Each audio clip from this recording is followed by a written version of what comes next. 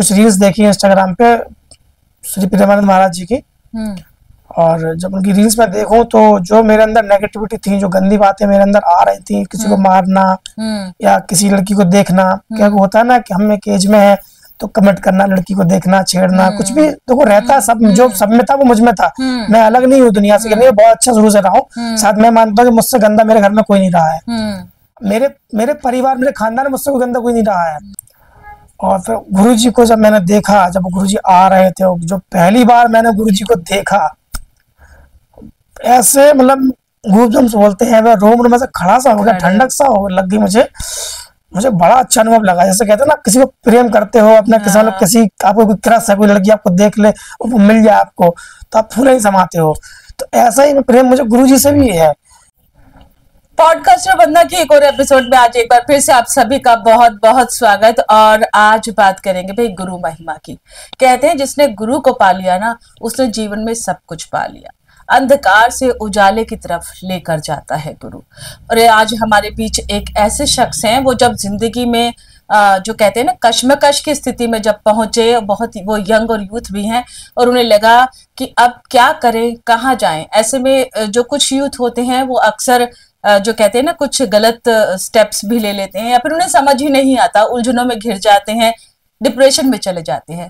लेकिन हमारे आज के गेस्ट एक ऐसी मिसाल, जिन्होंने ना केवल अपने आप को संभाला, अपने आप को एक बार फिर से स्थापित किया और युवाओं के लिए भी एक संदेश दिया कि गुरु कृपा, आध्यात्म या फिर कहें सनातन सत्संगति जो है उसमें कितना गुण है, कितनी अपार संभावना है, या फिर कहें कि एक ऐसा विशाल सागर है ये, जो जिसकी एक बूंद भी अगर किसी को मिल जाए तो उसका जीवन सफल हो जाए। बिना किसी देरी के चलिए आज के पॉडकास्ट को शुरू करते हैं। आप भी अगर कहीं भटक रहे थे या लग रहा था कि निराशा है, हताशा है, ये पॉडकास्ट आपको आज बहुत कुछ देने वाला है। तो हम यही चाहेंगे कि आप हमारे साथ इस पूरे पॉडकास्ट में अंत तक बने रहिएगा, और यकीन मानिए आप यहाँ से कुछ नहीं बहुत कुछ लेकर जाएंगे। तो आइए पॉडकास्ट की शुरुआत करते हैं।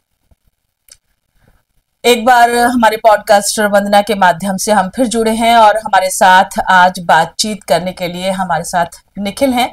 और निखिल, आपका नाम सिर्फ निखिल इसलिए लूंगी क्योंकि पूरा परिचय, आप कहाँ से हैं, क्या करते हैं और गुरु कृपा में कैसे आए, कौन है आपके गुरु, इसकी हम शुरुआत करेंगे। सबसे पहले एक छोटा सा निखिल आपका परिचय हम लेंगे कि आप कहाँ से बिलोंग करते हैं और दिल्ली आपका आना कब और कैसे हुआ।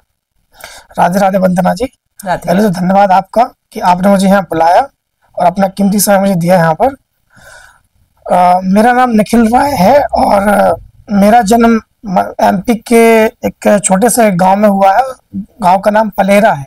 अच्छा। जो कि अभी प्रसिद्ध हुए हैं बागेश्वर धाम धीरज शास्त्री जी, जिला छतरपुर, उसी जिले में ये गांव पड़ता है। गांव का नाम पलेरा है। अच्छा। और बाकी की मेरी जिंदगी मेरे मम्मी के शहर झांसी, जहाँ से झांसी की रानी प्रसिद्ध हुई है, तो उस शहर में मैं रहा हूँ, वहीं की मेरी मम्मी है। और बचपन से ही मेरी मम्मी ने मुझे पाला है। और बाकी पढ़ाई लिखाई मेरी ज्यादा हुई नहीं है। क्लास 8 के बाद मैंने पढ़ाई नहीं की। अच्छा। मेरा मन नहीं था। मैं एक राय समाज से बिलोंग करता हूँ। राय समाज उस तरफ को जो बोलते हैं कलार बोलते हैं। कलार अच्छा। यानी कि जिनका व्यापार अल्कोहल का होता है। अच्छा। अच्छा। तो वो हम उस समाज से बिलोंग करते हैं। लेकिन वो व्यापार पापा का था, तो हमने उसमें कोई दिलचस्पी नहीं दिखाई। ना मैंने, ना मेरे 2 बड़े भाई है मेरे उससे, तो ना उन्होंने। और वो व्यापार हमारी मम्मी को गलत लगता था, तो उन्होंने कहा नहीं, वहां नहीं रहना चाहती। तो वो हम तीनों भाई को, मैं बहुत छोटा था, मुझे तो याद भी नहीं वो कब लेके आई। अच्छा। हाँ, लेकिन ऐसा वो बताती है कि वो लेके आई है, तो फिर कोई व्यापार सही नहीं लगता था, तो वो अपने ही शहर झांसी हमको ले आई। फिर वहां उन्होंने सिलाई करी। उस समय मम्मी को शायद 2 रुपये या 1.5 रुपये ब्लाउज सिलने का मिलता था। उसी बीच उन्होंने आंगनबाड़ी ज्वाइन की। आंगनबाड़ी में उनको एक कार्यकर्त्री की जो सबसे निजी पोस्ट होती है, उस पोस्ट में उन्होंने काम किया। उनकी लगभग तनख्वाह उस वक्त 250 रुपये महीना हुआ करती थी। अच्छा। तो इस प्रकार से अम्मी ने मुझे पाला। कभी कपड़े सिले किसी के, और सिलाई भी सिखाती थी मेरी मम्मी घर घर जाके। तो इस तरीके से अम्मी ने हमें पढ़ाया, मैं दोनों भाइयों को, बड़े भाइयों को भी और मुझे भी। थोड़ा लाड प्यार ज्यादा किया मम्मी ने मुझे। तो मुझे इंग्लिश मीडियम में डाला था क्योंकि मम्मी के पास इतना पैसा नहीं था, लेकिन मम्मी ने फिर भी ना करते हुए भी मुझे इंग्लिश मीडियम में डाला, इसलिए कि चलो एक बच्चा तो अच्छे से पढ़ जाए। लेकिन दुर्भाग्य मेरा ये रहा मम्मी का भी कि मेरा पढ़ने में मन ही नहीं लगा कभी। और कोई बात नहीं, अब आप जहाँ पर हैं उससे यकीनन आपकी मम्मी जो है वो बहुत खुश हैं। यकीन मानिए मुझे तो ये भी नहीं पता था लगभग 12 साल की उम्र तक कि मेरे पिताजी हैं कौन। अच्छा। क्योंकि वो कभी कभी आया करते थे, साल 2 साल, कितना समय हो जाता था मुझे तो ये नहीं था साल होता कितने समय का है। पर कभी आते थे पापा तो ये पता चलता था मेरे पापा हैं, क्योंकि अपने कार से आए, कभी एक दिन रुके और चले गए, तो कभी महसूस नहीं हुआ। लेकिन बाद में जब पापा को ठोकर लगी, ठोकर हमें इसको इसलिए कहेंगे क्योंकि पापा अपने भाइयों के प्रति बड़े प्रेम करते भाइयों से अपने। अच्छा। तो उनके ही व्यापार को संभालते थे जो कि अल्कोहल का बिजनेस है, और हमारे परिवार द्वारा वहाँ किया जाता है जिला छतरपुर मध्य प्रदेश में। अच्छा अच्छा। लेकिन मेरे घर से कोई नहीं करता है, मेरे पापा भी नहीं, अब छोड़ चुके हैं। जब तक वे लौटे तब तक हम लोग मेच्योर हो चुके थे। अब तो फिलहाल वो पिताजी हमारे घर पे ही साथ में रहते हैं। अच्छा। और अब जो घर का जो काम है पहले के अपेक्षा जो मम्मी ने संघर्ष किया तो वो तो ने मेहनत की, लेकिन अब ये है कि हमारे पास सब कुछ है, हमारा अपने खुद का बिजनेस है, कंस्ट्रक्शन है, इतना है कि हाँ सब कुछ संपन्न है अब, मतलब अच्छे से सब कुछ हाँ, चीजें सेटल है। और रहा मेरी बात तो मैंने तो क्लास 8 तक पढ़ाई नहीं की, और क्योंकि टीनेज में था तो उस बीच मैंने एक लड़की की वजह से उन्होंने स्कूल क्रॉस किया तो मैंने भी स्कूल क्रॉस किया, लेकिन मेरा मन पढ़ने में नहीं था, ये बात घर वाले जान चुके थे। तो उन्होंने बोल दिया कि तुमको अगर पढ़ना नहीं है तो मना करो, लेकिन स्कूल चेंज करने से कोई फायदा नहीं होगा। तो मैंने पढ़ने से मना कर दिया कि नहीं पढ़ना मुझे। और उसके बाद फिर मेरी अपने काम की जर्नी शुरू हुई, जो कि मैंने घर से और घर का काम करना ठीक नहीं समझा। मुझे लगा ये तो जमा जमाया व्यापार है जो कि मम्मी ने भैया ने जमाया है, और उसमें मेरी कोई दिलचस्पी रही नहीं। तो मुझे खुद से अलग कुछ करना था। तो उस बीच मैंने फिर एक आरटीओ ऑफिस में एक एजेंट के साथ, उम्र मेरी रही होगी वही 14 साल की उम्र रही होगी मेरी, तब मैंने एक एजेंट के साथ उनके साथ बैठना शुरू किया और 800 रुपये महीने में मैंने काम करना शुरू किया वहां पे। अच्छा अच्छा। और तब से फिर मेरा ये रहा कि मैं कभी भी अपने लिए पढ़ाई छोड़ी, उसके बाद से कभी मुझे अपना होश है कि मैंने अपने घर से कभी भी आर्थिक मदद नहीं ली, या कभी मुझे कपड़े दिला दो, ऐसे मैंने मदद नहीं ली। मैं स्वाभिमानी रहा हूँ शुरू से। और सेंसिबल भी रहे। मुझे एक बात आपकी बहुत अच्छी लगी, आपने कहा कि 8वीं क्लास में जब थे क्रश था आपका, हाँ और स्कूल पास आउट हुआ, तो ऐसे में बहुत से बच्चे उसी समय में जो है ना एक बगावत के सुर पकड़ लेते हैं, लाड प्यार में भी पले हुए हैं, लेकिन आपने जो है यहाँ पर भी बहुत मैच्योरिटी दिखाते हुए कि चलिए वो लेट इट गो कर दिया, और फिर अपने काम पे और सोचा कि हम कुछ इसके इतर अब कुछ काम व्यापार किया जाए। नहीं, कोई ऑप्शन भी नहीं था हमारे पास, क्योंकि माँ बाप ने कह दिया था कि या तो आप पढ़ लो, और जहाँ पढ़ रहे हो वहीं पढ़ो, स्कूल चेंज तो नहीं करेंगे क्योंकि आपके कुछ अच्छे नंबर तो आए नहीं है। हाँ, अगर आप अच्छे नंबर लाओ तो आपका स्कूल चेंज कराए, लेकिन अब आपका रीजन भी ऐसा है कि स्कूल चेंज करने का कोई मतलब नहीं है। तो या तो आप घर का काम देखो, जो भाई लोग कर रहे हैं उसमें हाथ पटाओ, या फिर आप घर से भाग जाओ। तो मुझे बेटर वो लगा, जो ना दूसरा ऑप्शन दिया मुझे वो भी ज्यादा बेटर लगा। अच्छा। कि मैंने कहा ठीक, घर से भागते नहीं है पर कुछ करते हैं। हाँ। ताकि इनको ये लगे कि हाँ मैं बिजी हूँ और बिगड़ा नहीं हूँ। हालांकि ये अच्छी बात रही मेरे अंदर कि हमारे घर में तीनों भाइयों में, या मेरे पिताजी ने कभी भी कोई भी ऐसा अल्कोहल का सेवन नहीं किया, सिगरेट्स गुटखे कोई सेवन नहीं किया है। अच्छा ठीक है, यहाँ से तो निकला, आपने बताया कि आपने 800 रुपए से नौकरी जो है अपनी वो यात्रा शुरू की, उसके बाद फिर उसके बाद एक समय आया कि मुझे धीरे धीरे मैं समझ में आया कि जो ये पैसा है आरटीओ ऑफिस का, हम एक एजेंट काम कर रहे थे। और फिर एक वृंदावन के एक गुरुजी हुआ करते हैं, जो कि उनका नाम गौरव के शास्त्री जी है, उनके पिताजी मृदुल शास्त्री जी उनके पुत्र हैं। जी जी बिल्कुल। तो वो कई दफा हमारे झांसी हमारे समाज के द्वारा आए हुए, उनको हमारे समाज ने उनको बुलाया कई दफा, उसमें हमारा भी कुछ योगदान रहा है हमारे परिवार द्वारा। अच्छा। तो उनको मैंने जब पहली बार देखा और सुना, उनकी जो मधुर आवाज मैंने सुनी, तो मुझे लगा कि मैं कहाँ आ गया। जो पहली बार भागवत हो रही थी और उस भागवत में जैसे हम एंटर हुए, तो एंटर होते वक्त ना वो ऐसा टीका लगाते, चंदन लगाते हैं, और उन्होंने एक गेंद के फूल से एक माथे पे जो चंदन लगाया वो इतना शीतल था, वो ठंडक दे रहा था वो। तो वो जो प्रांगण बना हुआ था वो इतना सुंदर बना हुआ था कि एक तो प्रांगण की सुंदरता, फिर वो चंदन की सुगंध, वो ठंडक, और फिर सामने से वो गुरुजी जो इतने छोटे से दिख रहे हैं, मतलब दूर से दिखने पर इतने छोटे से दिख रहे हैं, और बगल से आने पर तो फिर उनका जो चेहरा है वो अजीब, मतलब देखने में ही क्या मधुर, एक आकर्षण था उनको देख के। और जब उनकी वाणी सुनी फिर मेरा मन राधा राधा में लग गया। उसके बाद से मेरा ये आया कि सुनने में आने लगा कि ये जो काम है इसको दलाली बोलते हैं। अच्छा, जहाँ आप काम कर हाँ, रहे थे। मतलब ब्रोकर हुए ना, एजेंट मतलब ब्रोकर। तब मुझे समझ में आया, तो मैं बहुत कम एज का था, तब मैं समझता ही था। लेकिन जब मैं अध्यात्म वाली बात सुनने लगा, भागवत सुनी, तब मुझे ये समझ आया कि ये नहीं करना चाहिए। तो मुझे वो काम बड़ा गलत लगने लगा, मुझे लगा ये काम गलत कर रहा हूँ शायद मैं।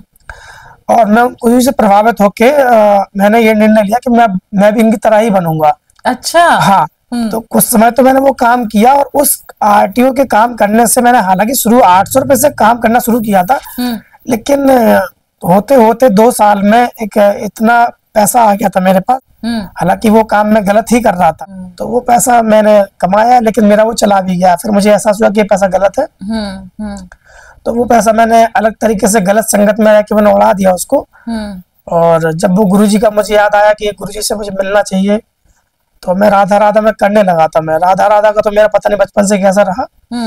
फिर एक दिन एक विचार आया कि मैं सब छोड़ छाड़ के और मैं वृंदावन जाता हूँ गुरुजी के पास, श्री गौरंग शास्त्री जी के पास जाता हूँ, उनसे मिलूंगा। और उन्होंने बताया था कि उनकी भी कुछ पाठशाला है जहाँ पर वो ये सिखाते हैं। उसके बाद मैं वृंदावन आ गया था गुरुजी के पास। आपने कहा, अच्छा ठीक है, वृंदावन कैसे आए? ये हमारे जो गुरुजी हैं, सॉरी गौरव के शास्त्री जी को जब मैंने पहले याद सुना, तब से मुझे उनका लग गया था कि यार इनसे मिलना है, जैसे ये है ऐसे मुझे भी बनना है।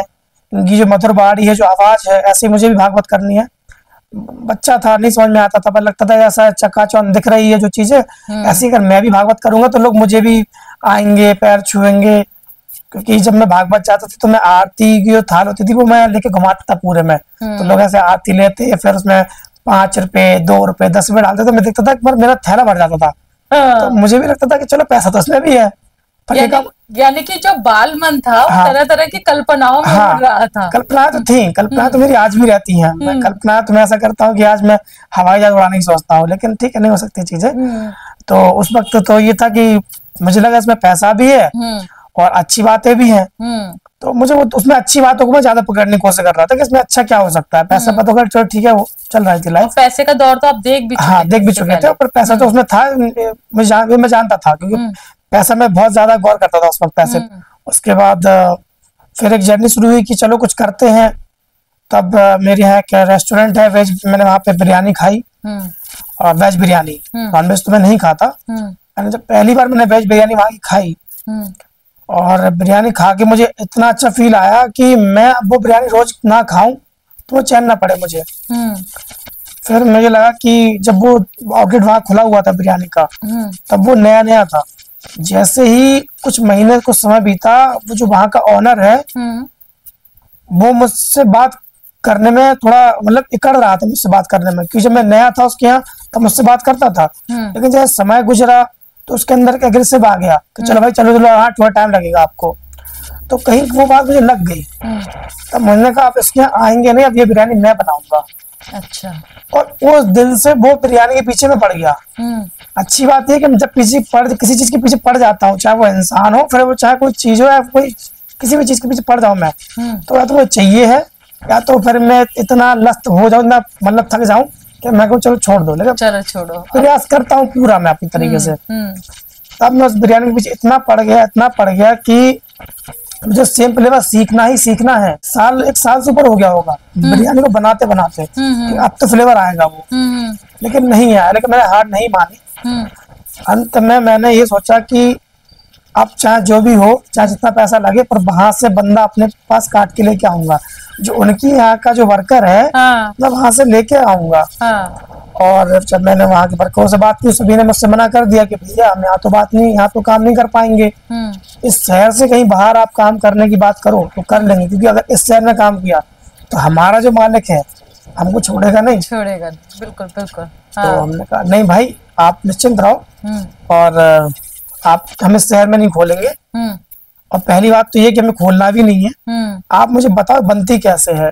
तो उसने कहा कि ये तो नहीं बताएंगे हम। तो मैंने उसको थोड़ा पैसे का लालच दिया। मैं उसको बोला तुम एक काम करो 1500 रुपये ले लो।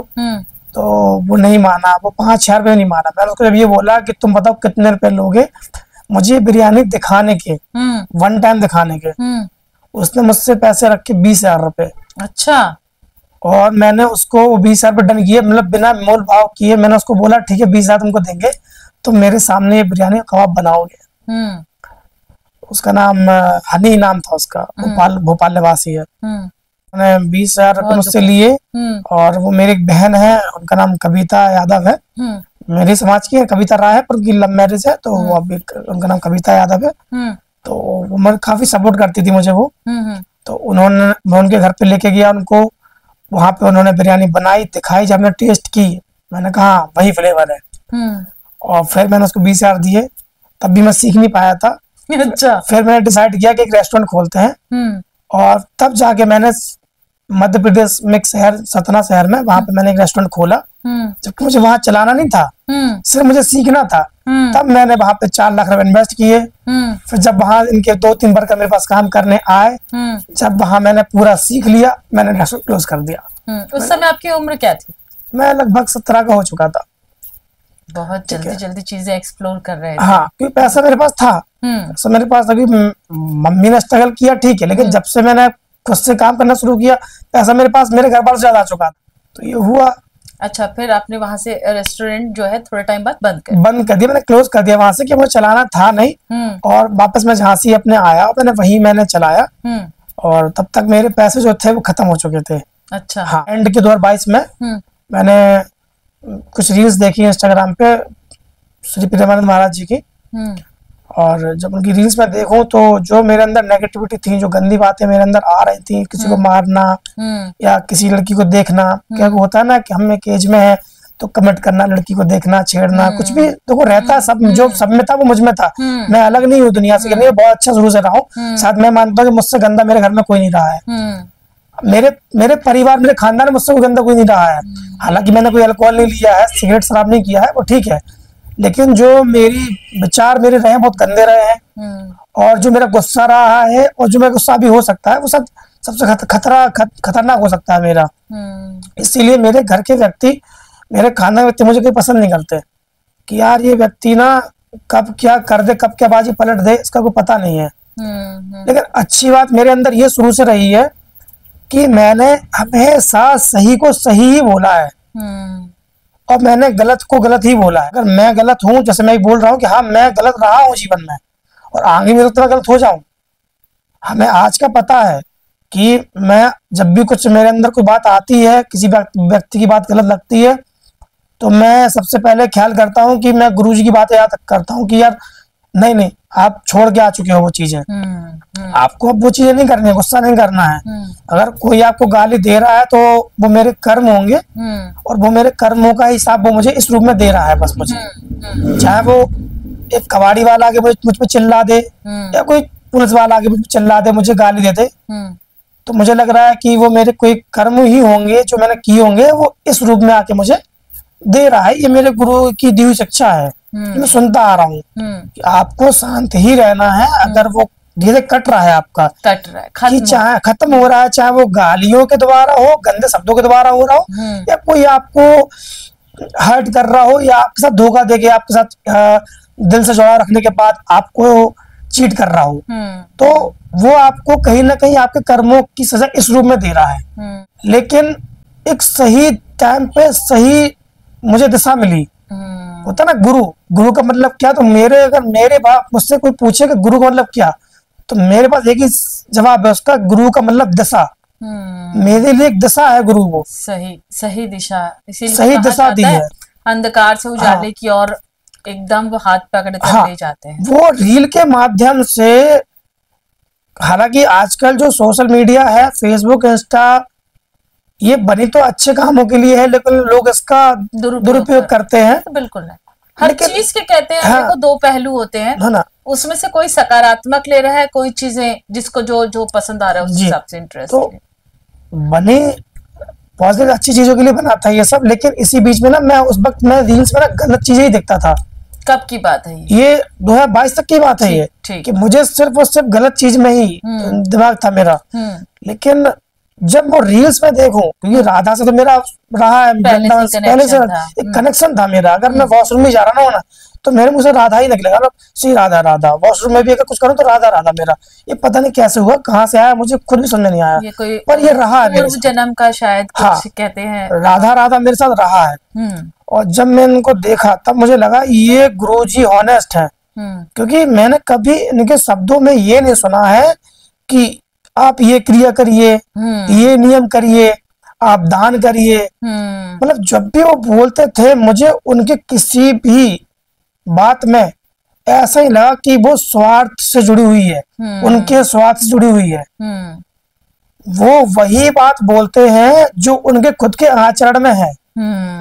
ऐसा नहीं है कि और संतों की तरह मैं किसी का अपमान नहीं कर रहा हूँ। जितने भी भागवत करता कथावाचक हैं वे सभी लोग अपने कथा में ये बात जरूर कहेंगे कि आप इस तरीके से इस प्रोसेस को फॉलो करिए, आप जाके दान करिए, आपका ये कर्म खत्म हो जाएगा, आप इतना पैसा हमें दे दीजिए, हमारे यहाँ ये धर्मशाला खुली हुई है, ये आश्रम खुला हुआ है, आप माताओं को करते हैं, आप दान करिए, अपने पाप काटिए। ऐसा इनके में कुछ नहीं है। अगर आपने कुछ गलत किया है तो वो आपको उसको भोगना ही पड़ेगा, आप उसका दान देके खत्म नहीं कर सकते हैं। बिल्कुल बिल्कुल। ये मेरा अपने समझ में अभी तक आया है, मेरा अपना अनुभव है, और यही मेरे गुरुजी मुझे बताते हैं और यही मैं अनुभव करता भी हूँ कि आप सोचो कि आपने कुछ गलत कर लिया है। अभी मानो कि हमने किसी को मार दिया, मैं किसी की हत्या करके आ गया, अब मैं सोचूं उससे मैं बच जाऊं, संभव नहीं है।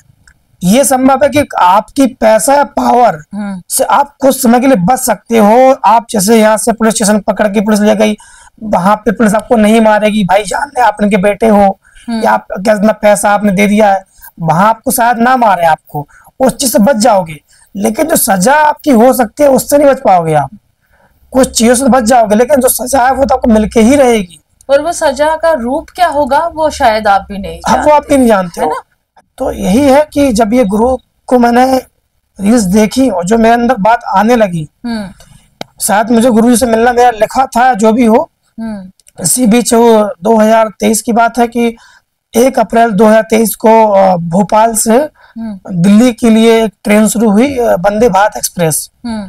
तो वो ट्रेन चलनी थी और ऐसी न्यूज थी कि बहुत स्पीड में ट्रेन चलती है, मैं और ये जापान की स्पीड में, चाइना की स्पीड में ट्रेन चलती है। तो मेरा पहला अनुभव था, और मैं छोटे शहर से हूँ तो चीजें कम समझ में आती है। बस किसी ने बोल दी भैया बहुत तेज चलती है, तो मैंने कहा ठीक है बहुत तेज हम भी चलेंगे, तो हम भी अनुभव करते हैं। तो पहले दिन जब चली तो चलो भाई चलते हैं। तो मेरे मामा का लड़का है, उसका नाम पीयूष है, और उन्होंने मुझे बताया कि यार चलो मथुरा घूमने चलते हैं, और गाड़ी का उद्घाटन भी है, चलो घूमने चलते हैं। तो हमने कहा ठीक है भाई चलते हैं। सडनली उन्होंने मुझे 2 घंटे 3 घंटे पहले उन्होंने मुझसे बोला। ये कौन से सन की बात है? ये लास्ट ईयर 2023 की बात है। ये उतार चढ़ाव अनुभव सीखते सीखते मतलब आप यहाँ आकर रुके? नहीं रुका तो नहीं हूँ, अब चल ही रहा हूँ। रुकते तो अभी है जब एक कहें कि एक स्टेशन आपका ये भी आया। नहीं, एक स्टेशन आया है, ये स्टेशन आया है, लेकिन रुका नहीं हूँ। हाँ, अगर मैं रुकूंगा तो रुकना तो मेरा होगा वृंदावन ही, जहाँ पर मेरा बस लास्ट होगा। अगर हमें वृंदावन यहाँ से पहुंच गया इधर के बाद, क्योंकि अभी तो ये है कि यहाँ पर के जो व्यापार डाल दिया हमने, तो उस व्यापार जो भी हम कमा पाएंगे और इतना कमा पाए कि हम वृंदावन वास कर पाए, और मुझे इस बात का फिर कोई वो ना रहे कि अब वृंदावन जाने का फिर मुझे याद ये रहे कि यार पैसे खत्म हो गए, अब फिर कुछ काम करो, रोटी है ना, मतलब जो निर्वहन जो है आपका हो जाए, इतना आपके मन में आता है। हाँ, इतना मैं कर लूं यहाँ से कि हाँ अब मेरा ये व्यापार चल रहा है और यहाँ से मेरी रोटी चल सकती है और मेरा भजन हो सकता है बिना किसी सोच विचार के, कि नहीं मुझे टेंशन हो रही किसी बात की, नहीं इतना तो करके जाऊंगा दिल्ली से कि मैं वृंदावन जब बात करूं तो मेरी रोटी का रहे और मुझे मांगना ना पड़े, है ना। हालांकि मैंने रोटी मांग के देखी है, मुझे मांगने में शर्म नहीं है, पर अगर आपके पास हाथ पैर है, अनुभव है कि आप कर सकते हो तो आप करके। तो महाराज जी भी कहते हैं अपना अपना कर्म जरूर करना चाहिए। अच्छा, तो फिर वहां से फिर जब हम वंदे भारत गाड़ी में एक्सप्रेस में आए हम मथुरा आए, मथुरा में हमने रुके। लेकिन जैसे ही हम रुके तो हम एक धर्मशाला में रुके हुए थे, अग्रवाल धर्मशाला में, जो कि निधि वन के पास में एक शाहजी मंदिर है। शाहजी के मंदिर के बगल में ही अग्रवाल धर्मशाला है, जो कि बहुत अच्छी धर्मशाला है और ज्यादा कॉस्टली भी नहीं है। 800-1000 रुपए के कॉस्ट में आपको रूम मिल जाता है। हमने वहां पे रूम लिया और उसी वक्त मुझे याद आया कि यहाँ पे वो पीले वस्त्र वाले महाराज जी रहते हैं। तो हमें नाम भी एक्चुअली उनका याद नहीं होता था हमें, वो कौन से। तो फिर हाँ, फिर नाम देखा उस पे गूगल पे क्या, प्रेमानंद महाराज जी। तब मैं बात कर रहा था अपने मामा के लड़के पीयूष से कि आप पीयूष, गुरु जी को तो देखना है, तो चलते हैं। तो पता किया कहीं वो रात में निकलते हैं। तो हम बात कर रहे थे, इसी बीच में एक व्यक्ति बैठे हुए थे, मैं हमारे बगल में, अपने परिवार के साथ थे शायद वो। तो वो हमारी बात सुन रहे थे। तो हमारे धर्मशाला में जो वहाँ के ऑनर थे, तो बोले आपको अगर जाना है तो आप अभी जाओ, क्योंकि हम 10 बजे गेट बंद कर देंगे और फिर आप जाओगे तो हम गेट नहीं खोलेंगे। तो हमने कहा ठीक है, बताते हैं। तो बगल में एक व्यक्ति दिल्ली के ही थे वो, और उन्होंने बात हमारी सुन रहे थे। तो वो आके बीच में उन्होंने बात को काटा हमारी और कहा कि आपको क्या गुरुजी से मिलना है, गुरुजी को देखना है? तो हमने कहा हाँ, गुरुजी को देखना है। तो वो बोले कि चलो ठीक है, फिर हम आपको ले चलते हैं। हमने उनसे परिचय मांगा कि आप कौन है, क्या है। तो उन्होंने बताया कि छोटे से व्यापारी हैं हम, हमारा किराना स्टोर का दिल्ली में काम है और हम भी वो गुरुजी से ही को ही देखने आए हुए थे। और बड़ा अच्छा अनुभव रहा गुरुजी को देखने का मेरा, बहुत भीड़ थी। और चलो फिर आपको छोड़ देते हैं। तो हमने कहा ठीक है। उन्होंने सब समझा प्रोसेस कैसा क्या होता है, कि यहाँ पे जाके बैठना है। उस समय जब मैं गया था, उस समय तो जो अभी इतनी लंबी प्रोसेस होती है, इतनी प्रोसेस नहीं थी। जहाँ पे गुरुजी का सत्संग होता है उस जगह का नाम केली कुंज है। और केली कुंज का जो गेट बना हुआ है, बिल्कुल अंदर का गेट बना हुआ है कि यहाँ ये कमरा है गुरुजी का, इस दर पे सत्संग होता है। और जो गेट बाहर बना हुआ है, बाहर से लाइन लगती थी गेट के बाहर कि यहाँ से आप बैठना शुरू करो और जो भी आप बैठेगा उसके बाद आप जो भी आएगा वो आपके बाद ही बैठता जाएगा। और जब गुरुजी आएंगे तो हाँ, वो तो अंदर यहीं से जाएंगे। तो वो उस दिन बहुत अच्छा हुआ। उन्होंने कहा चलो आपको हम छोड़ के आते हैं। वो व्यक्ति हमको लेके आए और वो BMW से थे। हालांकि उन्होंने कहा कि हम छोटे व्यापारी हैं। तो BMW से उन्होंने भैया हमको बिठाला, वहां छोड़ा और अच्छे से कहा और कहा मुझे कोई सेवा में बताइए। हमने कहा धन्यवाद आपका, और वो चले गए। नंबर लिया, हालांकि मुझे नहीं पता कि उसके बाद से वो व्यक्ति कहाँ है। हमने कई बार कोशिश की उनको नंबर लगाने की, लेकिन नंबर ना तो लगा, उस वक्त तो लगा था, रिंग गई थी, उसके बाद से ना फोन लगा है और ना ही मेरी बात हुई है। और फिर गुरुजी को जब मैंने देखा, जब गुरुजी आ रहे थे, जो पहली बार मैंने गुरुजी को देखा, ऐसे मतलब गूज़बम्स बोलते हैं, वह रोम में से खड़ा सा हो गया, ठंडक सा हो लग गई मुझे बड़ा अच्छा अनुभव लगा। जैसे कहते हैं ना, किसी को प्रेम करते हो अपना, किसी आपको कोई क्रश है, कोई लड़की आपको देख ले और वो मिल जाए आपको, तो आप फूले ही समाते हो। तो ऐसा ही प्रेम मुझे गुरुजी से भी है।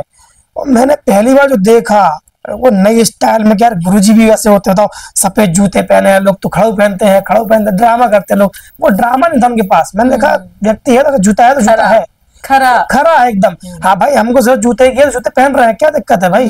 हम क्यों खड़ाऊ पहने, क्यों खड़ाऊ दिखाए? हमको आवश्यक जूते की है, हमको सर्दी लग रही है तो हम जूते पहनेंगे भाई। अच्छी बात है करने के लिए, आपको जरूरी खड़ाऊ पहनो आप, अच्छी बात है। आप जूते पहन के भी कर सकते, चश्मा पहन के भी कर सकते हो। कपड़ों से आपका चरित्र नहीं जाना जा सकता है ना। मुझे बड़ा अच्छा लगा उनको देख के। और फिर वहां का जब गुरुजी आए तो मुझे नियम बताया गया कि भैया सभी लोगों को श्री हरिवंश बोला गया, राधे राधे श्री हरिवंश। आपको जिसको अंदर जाना है, ये लाइन है, यहाँ से अंदर लोग जाएंगे, लेकिन एक कंडीशन है कि जिनको भी लघु शंका लगी हो, लघु शंका जाए, जिनको बात करनी है अपने घर पे बताना हो, बात करके बता दे, क्योंकि अब आपका फोन जमा हो जाएगा। अच्छा, अगर आप यहाँ से अंदर जाते हैं, सत्संग में बैठते हैं, तो सत्संग से आप बाहर जब ही निकलेंगे जब सत्संग खत्म होगा, और सत्संग खत्म होगा 6:50 पे। अच्छा, और उस समय क्या समय था? तो मतलब समय था 4 बजे का। अच्छा, गुरुजी 2:30 बजे आ जाते हैं। 2:30 बजे के बाद वो अपनी कुछ क्रिया जो भी होती होगी वहां करते हैं। उसके बाद वो 4 बजे अंदर करना शुरू करते हैं। पहले समझाते हैं भैया अपना फोन स्विच ऑफ कर लीजिए। अगर आप अंदर नहीं बैठ सकते हैं तो आप बाहर से बैठ के, डिस्प्ले लगी हुई है, यहाँ से बैठ के सुन सकते हैं गुरुजी को। लेकिन अगर आप अंदर गए गेट के, सत्संग में गुरुजी को अपने समक्ष देखना चाहते हैं, तो वहां सत्संग शुरू होने पर ना तो आप निंद्रा ले सकते हो, आपको जागना होगा, और आप उठ नहीं सकते हो, ना ही लघु संग जा सकते हो। वहां पर आप बैठ गए तो फिर आप लौट नहीं सकते हो 7:50 के पहले। तो वो समझाते हैं कि आप में इतनी क्षमता है तो अंदर आप जाएं, अन्यथा बाहर से आप उसका लाभ लें। तो हम तो भाई जाते हैं। हम वहाँ गए, वहाँ जाने के बाद बैठे। अब मैं जैसे बैठा हूँ तो मुझे नींद आने लगी, ठीक है, क्योंकि रात भर का जगा हुआ था, नींद आने लगी। अनुभव भी नहीं है कभी जागने का, और बैठने का तो बिल्कुल अनुभव नहीं है मुझे। तो पैर में झंझनाहट, नींद, और जैसी मैं ऐसी आंख लगूं तो जगा दे वो लोग, उनके अपने कुछ घूमते रहते हैं, वो कहें हाँ श्री हरिवंश, कि वहाँ श्री हरिवंश बोलते हैं। अच्छा। तो श्री हरिवंश बोल के, श्री हरिवंश प्रभु जी श्री हरिवंश, तो जगा देंगे। अब समय ना गुजरे वो, तब मैं ऐसे झूठ मूठ का ड्रामा करके ऐसे आंख बंद कर लूं, हाँ भजन कर रहा हूँ। तो मैं उस दिन गुरुजी ने क्या बोला क्या नहीं बोला नहीं पता मुझे। अच्छा। लेकिन एक अंदर वो रह गई बात की, कुछ रह गया अभी। अब मैं सुन नहीं पाया, गुरुजी को देख नहीं पाया सही से। लेकिन जब वो सत्संग खत्म होता उससे पहले गुरुजी ना बहुत अच्छा उनके यहाँ वो गाना बजाना होता है, तो उस वक्त मेरी नींद खुल गई, क्योंकि जब होता है ना मनोरंजन होता है, तो नींद उड़ जाती है नींद। तो वो लास्ट में बस वो मनोरंजन मुझे याद है। और जब मैं लौटा तब मैंने अपने भाई को बोला कि और रुकते हैं अभी यहाँ पे। उन्होंने कहा चलो भैया अब वापस भी चल रहा है, हमें तो नौकरी करनी है अपने, तुम भी जाओ अपने और दुकान खोलो अपनी। मेरा अपना खुद का एक छोटा सा रेस्टोरेंट मेरे नाम से चल रहा था। तो मैंने कहा दुकान खोले। अब मैं वापस गया, मैं मन मार के वापस गया उनके साथ में, लेकिन फिर मेरा मन नहीं लगा। अब मैं घर जाके लेट गया, ना मैं नहाया ना कुछ, बस खाया और वॉशरूम, खाया और वॉशरूम, और बस फोन में रील, गुरुजी की रील और कुछ भजन, बस यही मेरे दिमाग में चलता रहे। और इसी बीच में जब मैं आया तो राधा रमण जी मंदिर भी गया था, और राधा रमण जी मंदिर को देख कर ना मुझे एक अच्छा फील आया। मतलब मुझे ऐसा लगा कि बस ये मेरे राधा रमण जी और ये मेरे गुरु जी। अब मेरे दिमाग में केवल राधा रमण जी घूमे, वो भजन घूमे और गुरु जी घूमे। ऐसा होते होते पूरा दिन निकल गया, घर आ गया, दिन निकल गया, दूसरा दिन निकल गया, ना नहाया मैं। लमसम 5 दिन ही नहाया होऊंगा, खाली लेटा रहा, खाया, वॉशरूम, भजन। पापा गुस्सा कर रहे हैं, पापा कह रहे हैं कि भैया तुमको क्या करना है, दुकान खोलो अपनी, बंद पड़ी है, कस्टमर तुम्हारे आते हैं, तो भाई देखो लौट रहे हैं वो। तो हाँ, पापा का थोड़ा स्वभाव गाली देने का है, वो बोलते हैं। तो हमने कहा भाई हमको अब जाना है यहाँ से। हमने कहा हमको जाना है यहाँ से और हमको रहना नहीं है अब। तो सब कोई मेरी बात को सीरियस कोई लेता भी नहीं है, आज भी कोई मेरी बात को सीरियस नहीं लेता। और नगा ठीक है मरो, और नगा ठीक है मरो, ऐसी वहां की भाषा है। नगा ठीक है मरो, जो दिखाए वो करो। भैया तुमने दुकान मकान यहाँ से आप तो कर, वहां कुछ चिपका दो पर्चा, भाई दुकान बंद हो गई है, हमें क्यों पसंद कर रहे हो भाई, तो उनकी दुकान ही बगल में ही है, उनका भी काम है ना, उनका अपना भाई आइसक्रीम है, उनका अपना स्टोर है, भैया का मोटर पार्ट्स है। तो हमारा क्या है, मेन हाईवे पर हमारा अपना, अब तो खैर पहले के मुकाबले बहुत कुछ व्यापार है, हमारा बड़ा व्यापार होता है भगवान के पास है। तो पापा ने कहा कि भैया तो तुम बंद कर दो इसको, अब यहाँ चिपका दो पर्चा कि भैया यहाँ पे कुछ नहीं मिलता। पापा थोड़ी खड़ी बोली बोलते हैं, भैया यहाँ कुछ नहीं मिलता, सबको मना कर दो, हम तो कह देंगे मर गया। तो हमने कहा ठीक है, हमने कहा बोलता ना मर गया आपसे। तो मैं बोलता था, हालांकि मैं गाली भी देता था, मैं तो मैं बहुत गलत बोलता था, मुझे ऐसा सोता कि नहीं बोलना था। अब मैं खैर कभी नहीं बोलता हूँ। तो हमने कह रखा था कि अब मैं यहाँ जा रहा हूँ, और हो सकता है मैं अभी अगले महीने की 25 तारीख को, क्योंकि मैंने कहा 25 तारीख को मैं निकल जाऊंगा, अब मैं मई 25 में निकल जाऊंगा। सब ने कहा कि तो भैया अभी निकल जाओ, अभी निकल जाओ। तो सब बोला कौन निकलेगा। कुछ दिन निकले, मैं सोचा था कि मैं यहाँ पे अपने घर पे रुक के पापा मम्मी को सीरियस बात करूं कि भाई अब मैं जा रहा हूँ, तो जो अगर प्रॉपर्टी का कोई हिस्सा बांट करना हो तो आप 2 भागों में करिएगा, हमारा कोई लेना देना नहीं है, ना आपसे और ना ही आप मम्मी से, ना मेरी माँ, ना मेरे पिता और ना मेरे कोई भाई। तो जब मेरा कोई है नहीं तो मेरी संपत्ति भी कोई अधिकार नहीं है, आप मेरे पिता नहीं तो मेरा संपत्ति भी अधिकार नहीं।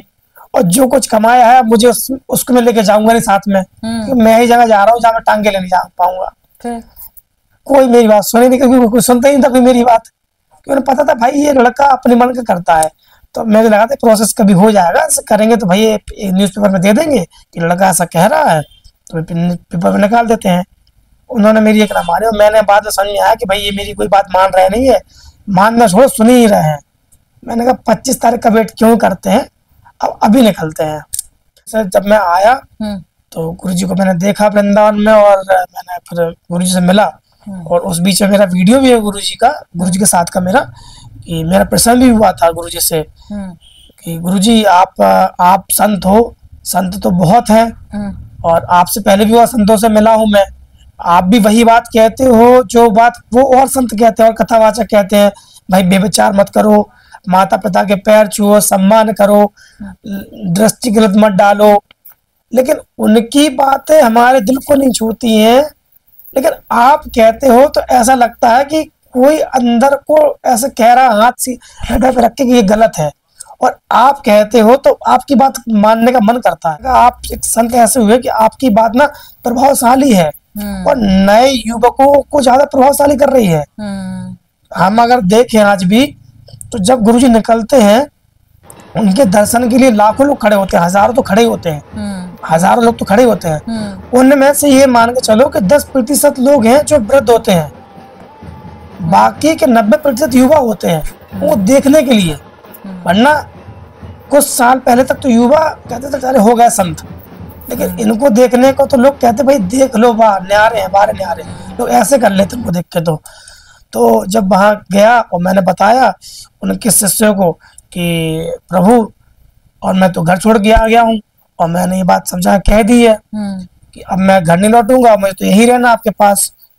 तब उन्होंने मुझे बताया कि आप पहले तो ये बात मत बोलो कि मैं घर छोड़ के आ गया हूँ, क्योंकि ऐसा कभी गुरुजी ने अपने किसी भी प्रवचन में नहीं कहा है। यदि कहा हो तो बताइए कि आप घर छोड़ के आइए। तो हमने कहा नहीं, ऐसा तो कभी नहीं कहा, कुछ नहीं कहा। पर हमने कहा मैं अंदर से बात है कि मुझे घर नहीं रहना है, मुझे किसी के साथ नहीं रहना है, अब तो बस अब यहीं रहना है गुरुजी के पास। तो बोले और मुझे राधा राधा ही कहना। तो बोले तुम मुझे बताया कि ठीक है, अगर आपको ऐसी प्रेरणा लग रही है कि राधा राधा में आपका मन लग रहा है और गुरुजी से आप प्रभावित हैं और घर नहीं जाना है, तो जिनने आपको बुलाया है, जिनने आपको आने की हिम्मत दी है, आप अपनी व्यवस्था खुद करो। आप घाट पे जाके सो जाओ, अगर व्यवस्था भी खुद की कहीं से व्यवस्था है सोने की तो वहां से जाके सो जाओ, नहीं है तो अपनी चादर ले लो, घाट पे जाके सो जाओ, जहां मिले वहां सो जाओ, भोजन जहां मिलता है वहां भोजन पालो। अगर पैसे का लोभ लालच है तो पैसे मत मांगना, रोटी मांगना अपना, और जितना खा सको उतना लेके अपना भजन करो। ऐसे सभी लोग आए, हमने कहा हाँ ठीक है मंजूर है। लेकिन अब मैं शुरू से चटोरा रहा हूँ, मैं बिना खाए तो मैं रह नहीं सकता हूँ, आज ही मैं बिना खाए नहीं रह पाता हूँ। मैंने कहा ठीक है ऐसा ही करूंगा। मेरा पूरा दिन भी पूरा नहीं बीता और मेरे को खाने के लिए अलग लगे, फिर मैं कभी चाय पीऊं, कभी कुछ खाऊं, कभी कुछ खाऊं, ऐसे होते तो 2 दिन मेरे बीते, और मैं फिर कहीं जाके सो जाऊं। मैंने रोटी मांग के खाई, मुझे अच्छा लगा रोटी मांग के खाने में, पर वो अनुभव थोड़ा बहुत आसान नहीं होता, वो रोटी मांग के खाना आसान नहीं होता है। मैंने वो किया, मैं तो सड़क पे जाके सो गया। फिर मैंने कहा चलो कहीं चलते हैं, मेरा मन नहीं लग रहा था। तब मैं झूठ बोल के अपने यहाँ पर एक दिल्ली में एक फ्रेंड है मेरा, तो उसके यहाँ मैं रुका। वो हालांकि यहाँ नहीं रहता, वो कहीं और रहता है, मैं उसके यहाँ रुका झूठ बोल के। मैं 3 दिन उसके यहाँ रुका। उसके यहाँ रुकने के बाद मुझे लगा कब तक झूठ बोलूं। फिर उसके बाद कुछ दिनों के बाद मैं यहाँ पर आया, इंडिया गेट के पास में एक होटल है, ताज होटल, ताजमहल होटल, वहां पर मैं आया तो वहीं पर बैठा हुआ था, मैं सो रहा था। वहां पर टैक्सी स्टैंड है, वहां सोया। तब वहां किसी व्यक्ति ने मुझसे कहा कि अरे तुम कहाँ से आए हो, पूरा परिचय लिया। तो हमने कहा कुछ नहीं, बस ऐसी भिक्षा भिक्षा मांग रहे हैं, रोटी पा रहे हैं। तब मैं ऐसी धोती लपेटा रहता था, तो उनको संत भाव लगा मेरे अंदर और टीका लगाता था। उन्होंने कहा ऐसा करो, तुम कुछ काम कर लो, और काम करोगे तो तुम्हारा रोटी की व्यवस्था भी हो जाएगी और रहने की व्यवस्था भी हो जाएगी।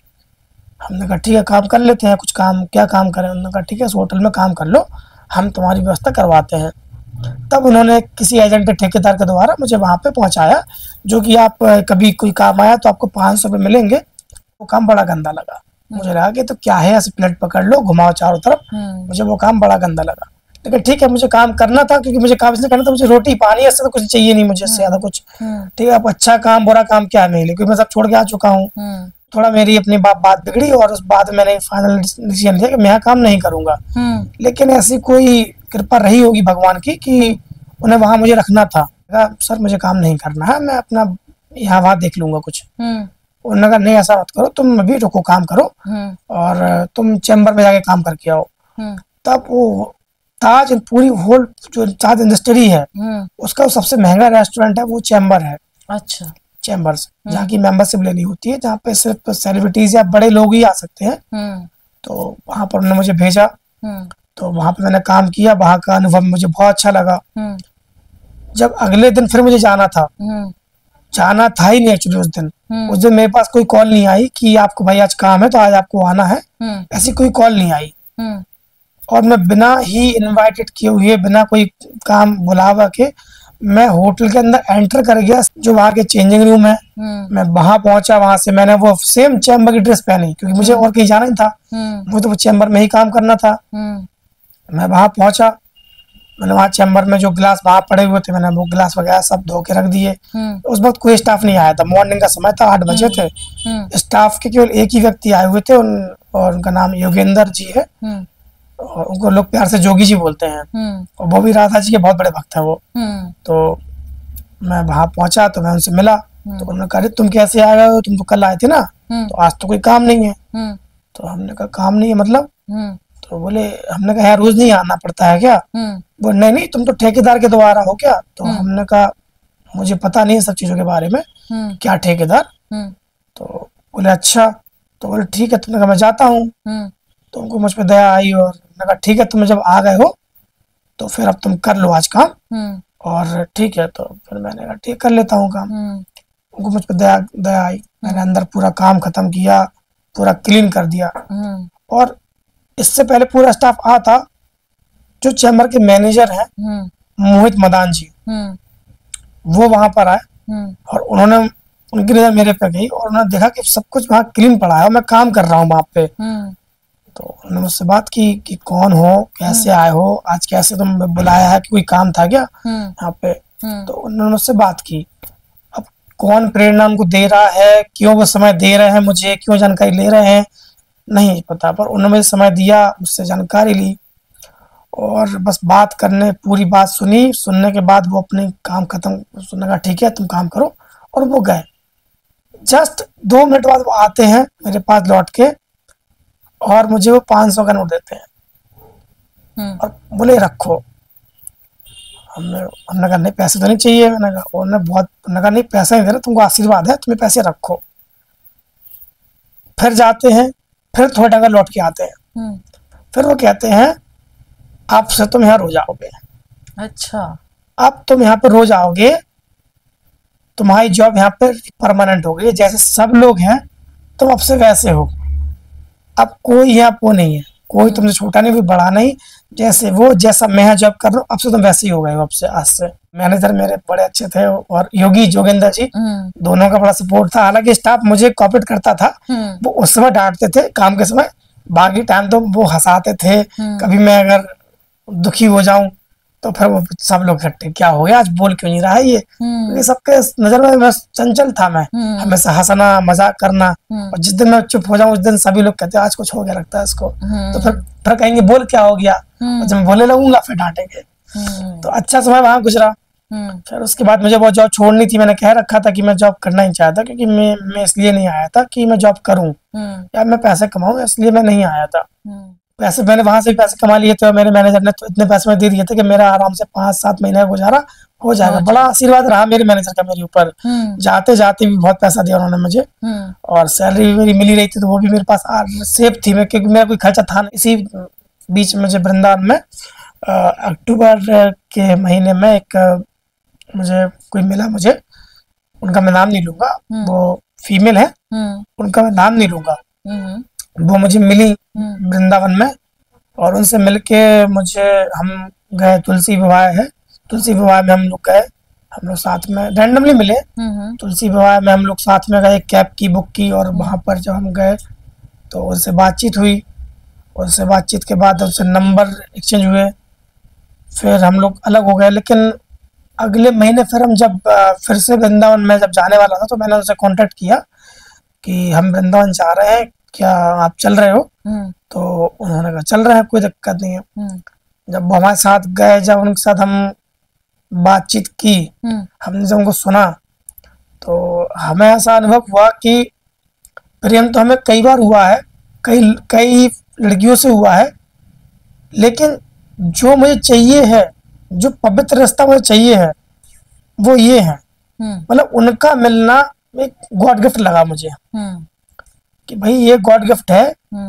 हालांकि मुझसे वो एज में बड़ी है, अब उनसे अभी रिसेंटली मेरी उससे बात नहीं हो रही है, मुझसे वो नाराज है क्योंकि मैंने उनको बोल दिया, अपने अंदर की दिल की बात बोल दी, तो मुझसे बात ही नहीं करते वो। तो उनका मिलना मुझे गॉड गिफ्ट लगा कि भगवान ने मुझे से मिलाया इसलिए कि शायद ये आपके लिए ही है। मुझे लगा कि अगर आगे को सोच रखा है, शादी का सोच रखा है, तो फिर काम तो करना पड़ेगा। लगा कि व्यापार करते हैं, कुछ पैसे बनाना जरूरी है क्योंकि वो भी जॉब में है और उनका भी अच्छा खासा इनकम है। हालांकि वो ऐसी नहीं है, उन्हें पैसे में कोई दिलचस्पी नहीं है, वो तो उनका लक है, उनकी मेहनत है। जिस पोस्ट पर वो है, वो बहुत बड़ी पोस्ट पर है। वो ऐसा लगा कि इनसे मैं कुछ सीख भी सकता हूँ। मैंने विचार किया कि रेस्टोरेंट खोलते हैं, और क्योंकि मेरा हुनर भी है वेज बिरयानी, कबाब, पराठे बनाने का, और एक अलग ही टेस्ट है जो अभी शायद किसी के पास यहाँ पर नहीं है। मैंने वही खोलने का विचार बनाया। फिर कहा फंडिंग कैसे लें, क्या पैसे कहाँ से उठाऊं, पैसे कहाँ से लूँ, जो पैसा मेरे पास तो मैं छोड़ के आ गया और दोबारा मैं घर से मैं ले सकता नहीं हूँ, ना मैं लूंगा, क्योंकि जो छोड़ा वो छोड़ा मैंने, अब मैं लूंगा नहीं। तो फिर मेरे भगवान ने मुझे ऐसे मित्र दिए हैं कि एक ही कॉल लगाओ तो पैसा तो आप जितना चाहे बोलो वो दे देते हैं। ऐसे दोस्त मिलते नहीं है। और कुछ आपकी सेविंग्स यहाँ दिल्ली हाँ, में काम सेविंग्स भी रही मेरी, कुछ सेविंग्स मेरी रही। मैंने होटल से मंगाया, अपने जो कमाया था सेविंग्स रही है मेरी, वो मैं लिया, कुछ हेल्प मैंने दोस्तों से ली है। और ये रेस्टोरेंट मैंने खोला और इस इच्छा से खोला कि मैं इससे कमाऊंगा तो शायद मैं उनको पालूंगा। मेरे रेस्टोरेंट का नाम गरीब दास है, और लोगों ने बोला कि भाई ये नाम तो बड़ा यूनिक है, बड़ा अच्छा है, पर ये नाम आपके दिमाग में कैसे आया? तो इसमें ये था कि गरीब तो मेरी स्थिति चल रही थी कि मैं सब छोड़ के जब स्थिति जो गुजरा, सड़क पे सोया, रैपिडो गया, तो मुझे लगा बहुत गरीबी है मेरे अंदर, मेरे पास। और दास तो मैं हूँ गुरु का और भगवान कृष्ण का, तो मुझे लगा गरीब दास ही नाम सही है और बहुत जल्दी लोगों को याद भी होगा। सारा कुछ है, जो लोगो है उस दुकान का, रेस्टोरेंट का, वो सब डिजाइन मैंने खुद ही से किया है। अच्छा। हाँ, उस दुकान में जो कुछ भी है वो सब मैंने खुद ही डिजाइन किया हर चीज का। तो बस अभी ये रेस्टोरेंट मेरा ठीक चल रहा है, अच्छा इसका फीडबैक है, सारे कस्टमर रिपीट हैं। बाकी जो मेरा वो उनसे जुड़ाव था हमारे मित्र से, वो जुड़ाव हमारी तरफ से तो है और रहेगा उनके साथ, लेकिन उनका खत्म हो गया है। वो नाराज बहुत ज्यादा हो चुके हैं क्योंकि हमने अपने हृदय की बात उनको क्लियर कर दी थी कि मेरे विचार आपके लिए ये है, और हालांकि आप मेरे लिए गुरु भी हो, प्रेम भी है और आपके लिए सम्मान भी है। मैं इतना सम्मान करता हूँ उनका कि मैं पैर भी छू लूं, ठीक है, क्योंकि मुझे कोई शर्म नहीं उनका पैर छूने में, क्योंकि लक्ष्मी होती है स्त्री का। वैसे भी कहते हैं कि अगर आप पैर छूते हैं तो वो लक्ष्मी भी है, वो लक्ष्मी भी है। मेरे उनके लिए अलग अलग रूप है, ऐसा नहीं है कि खाली एक पत्नी का ही रूप देखा है मैंने उनके अंदर, नहीं, मैंने उनके अंदर सारे रूप देखे हैं। हालांकि मुझसे वो बात नहीं करती हैं, शायद मुझे ये लगता है आगे करेंगी भी मेरे से, और इस बात का दुख रहेगा मुझे, लेकिन मैं आगे उनके लिए उम्मीद करेंगे कि जो जैसा आपका सरल भाव है वो समझे। क्योंकि निखिल जी, हमने यहाँ देखा कि गुरु महिमा कृपा तो है, लेकिन कुछ शायद आपके अंदर शुरू से ही आपकी माताजी ने जो इतना संघर्ष किया, एक प्रेरणा ऐसी रही। आपने बताया कि जिंदगी में इतनी उठा पटक, और जब आपने कुछ गलत किया, और सबसे अच्छा जो गलत बताने वाला होता है ना, वो आपका खुद का अंतर्मन होता है। हर बार आपने बोला कि जब भी मैंने किया, मेरे अंतर्मन ने बीच बीच में आकर मुझे झकझोर दिया कि नहीं, मैं गलत हो रहा हूँ, मैं ठीक होना चाहता हूँ। तो जिंदगी में गुरु तो है, लेकिन अपने स्वयं के गुरु जब तक गुरु नहीं मिले थे, तो मुझे लगता है कि आप भी रहे हैं। गुरु तो मिलना जरूरी है मुझे लगता है, और सबके गुरु होना चाहिए। बस ध्यान ये रहे कि वो गुरु है कैसे, जो बात वो आपको बता रहे हैं या जो सबक आपको दे रहे हैं कि जीवन में चलना कैसे है, करना कैसे है, तो गुरु चुनने से पहले तो आप ये देखें कि क्या वह गुरु खुद भी वैसे चलते हैं या सिर्फ यह नियम आप ही के लिए बता रहे हैं या उन लोग के लिए बता रहे हैं। गुरु को आप हृदय से हमेशा याद करो, ना कि गुरु पूर्णिमा पे ही याद करो। बिल्कुल बिल्कुल है ना, आप उनको हर दिन याद करो। जब जब आप कुछ कार्य कर रहे हैं, आपको लगे यार गुरुजी ने बताया था, आपसे कुछ गलत हो रहा है, आपको लगे गुरुजी ने कहा था, लेकिन गुरुजी ने कहा था, लेकिन गुरुजी भी ऐसे हैं कि नहीं, ये देखो, ऐसा तो नहीं कि हमसे कह रहा है भैया तुमको कोई गाली दे रहा है तुम शांत रहो, और गुरुजी से किसी ने कुछ कह दिया, गुरुजी कह रहा है अच्छा चेलन को आगे मार दिया, अरे तुमने बोला कैसे। तो ऐसा नहीं होने पाए। गुरुजी, गुरु होना जरूरी है, गुरु बनाना भी जरूरी है, पर गुरु कैसा हो, गुरु है कैसा, उसके अंदर को जान लो, अंदर तक जान लो। दीक्षा लेने भर से ही कुछ नहीं होता कि गुरुजी आए हमने दीक्षा ले ली है। मैंने दीक्षा नहीं ली है, और मैंने अब तक इसलिए दीक्षा ही ली है क्योंकि मैं जानता हूँ ना कि पूरी तरीके से सुधरा नहीं हूँ। आज ही मैं अग्रेसिव हूँ, इतना जिद्दी हो जाता हूँ किसी बात को लेके। जैसे मैंने पहले भी कहा था कि अगर मुझे कुछ पाना है तो मुझे पाना है, और पीछे पड़ जाता हूँ उस चीज के पीछे। और अगर मेरे मन में कुछ सवाल आ गया और आपने मुझसे कहा ठीक है इस बात को यहीं खत्म करो, मुझसे इस बारे में सवाल मत करो, तो फिर मुझे वही सवाल फिर करना ही है मुझे। तो ये मुझे लगता है मेरे अंदर गलत है। आपको क्यों वो चीज जाननी है जो वो व्यक्ति नहीं बताना चाहता है, सहज नहीं है विशेषकर, है ना, और मुझे वही जानना है। तो ये मेरी ही गलती है, मैं इसमें बिल्कुल एक्सेप्ट करता हूँ इस बात को बाद में एक्सेप्ट करता हूँ जब वो चीजें निकल जाती हैं।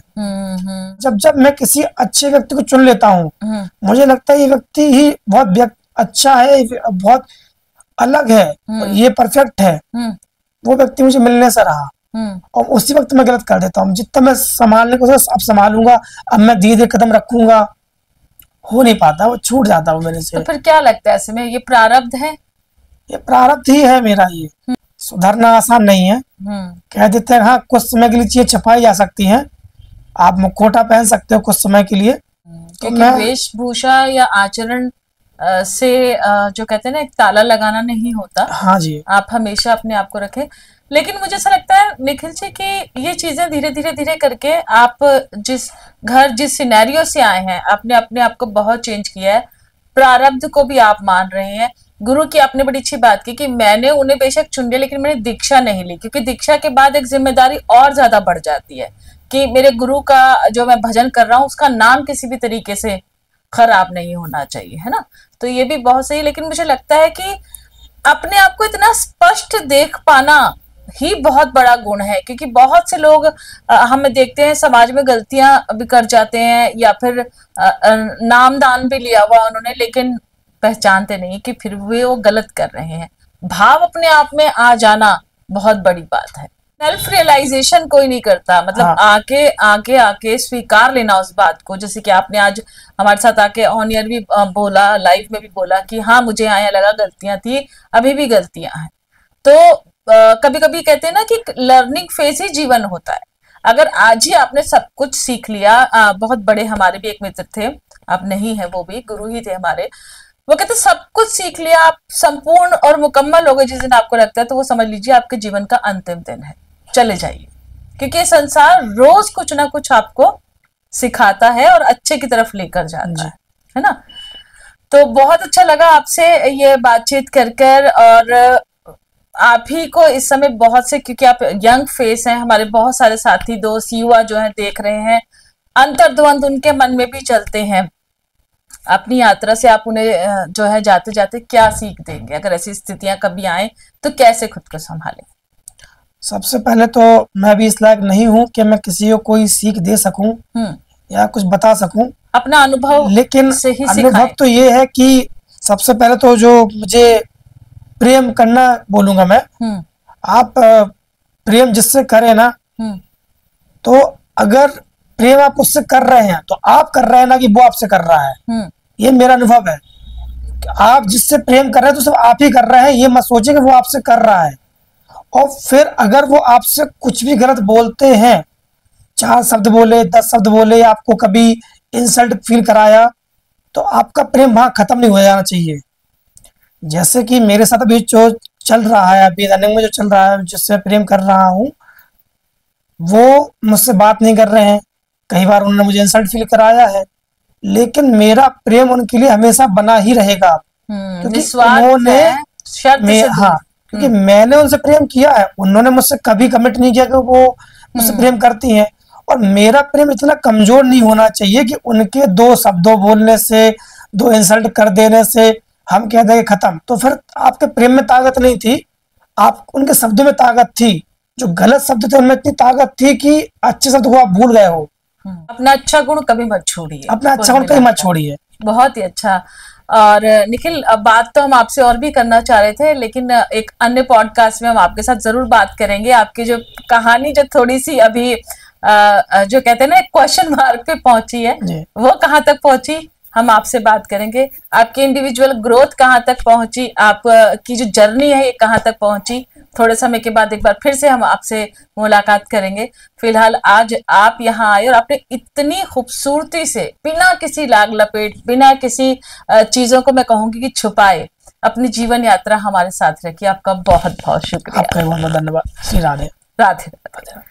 तो अभी आप सुन रहे थे पॉडकास्टर वंदा में हमारे साथियों निखिल की जर्नी, और यही बात मुझे बहुत अच्छी लगी कि आप जो जैसे हैं स्वयं हैं उसे आप स्वीकार लेते हैं, तो उससे बड़ा गुण कोई नहीं होता। क्योंकि ईश्वर को भी स्पष्टता पसंद आती है, और वो स्पष्टता जब तक आप में आप ही के माध्यम से नहीं होगी तब तक जो कहते हैं ना आडंबर, या फिर हम कहें कि कुछ इस तरीके का आचरण जो अनुकूल नहीं है, वो करने से कोई फायदा नहीं। तो उम्मीद करते हैं कि जो छोटी सी हमारी कोशिश थी, निखिल की एक बहुत ही अच्छी जर्नी, और देखिए कहाँ से संघर्ष करते करते वो अभी तक आए हैं और खुद को एक और सही रास्ते पर ले जाने की यात्रा में लगे हुए हैं। और वो पॉडकास्टर वंदना जो हमारा है वो भी इसी यात्रा में लगा हुआ है कि कुछ ऐसे ही अनूठे लोगों के किस्से, कहानियां जो आपके लिए प्रेरणा बने आप तक पहुंचाएं। तो फिलहाल उम्मीद करती हूँ आज का हमारा ये पॉडकास्ट आपको पसंद आया होगा। कैसा लगा कमेंट के माध्यम से हमें बताइएगा।